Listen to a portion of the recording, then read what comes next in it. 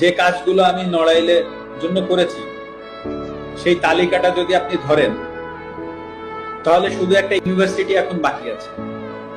একটা সি ক্যাটাগরির জেলায় কি কি প্রয়োজন, একটা ইউনিভার্সিটি বাকি আছে।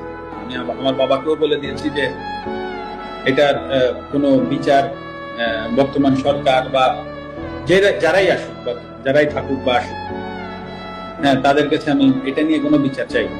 কারণ এটা আমার কাছে মনে হয়েছে যে আসলে এই বাড়িটা তো আসলে যশোর থেকে এসে বা খুলনা থেকে এসে বা ঢাকা থেকে যে কেউ ভাঙে। হ্যাঁ, নড়াইলের মানুষ কোনো না কোনো জায়গা থেকে উঠে এসে ভাঙছে। তো আসলে আমি নড়াইলের মানুষের বিরুদ্ধে আর বিচার চাইবো না। যে কাজগুলো আমি নড়াইলের জন্য করেছি সেই তালিকাটা যদি আপনি ধরেন তাহলে শুধু একটা ইউনিভার্সিটি এখন বাকি আছে। একটা সি ক্যাটাগরির জেলায় কি কি প্রয়োজন, একটা ইউনিভার্সিটি বাকি আছে।